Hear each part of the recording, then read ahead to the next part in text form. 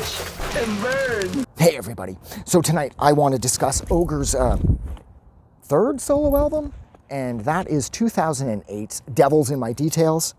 Now this record is like the most complete record out of the three of his solo records that I have and that I've heard.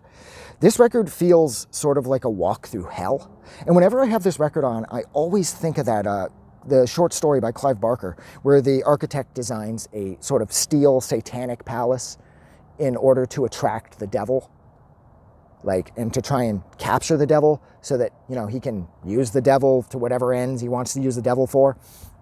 And that's exactly what I think of. I picture Satan running around this giant steel cathedral thing that this psycho built for him whenever I have this record on.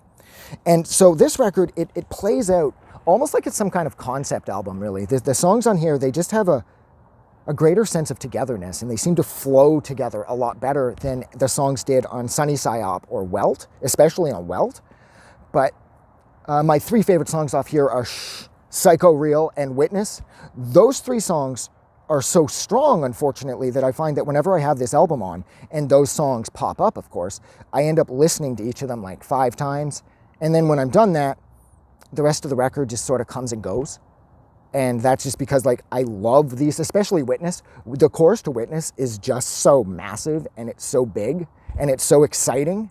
And I just find that doesn't repeat enough on the other tracks on this record, even though I really like this album as a whole. I love the artwork. Like I said, I love how dark it is. I love how it feels properly satanic.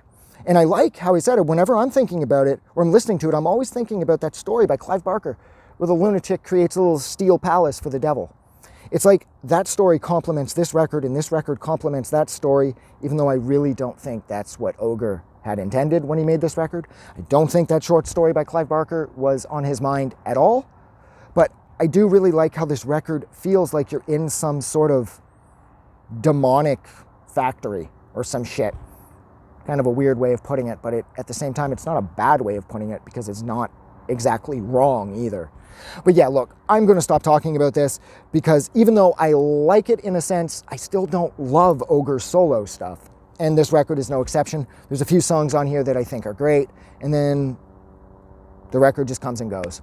So yeah, so thank you so much for hanging out with me while I discussed OhgR's third solo album from 2008, and that is Devils in My Details. Like always, if you like this review, don't forget to do something nice for somebody. But please, most importantly, don't forget that the world is actually a better place because you are in it. Like always, I'm getting out of here. Have a good night.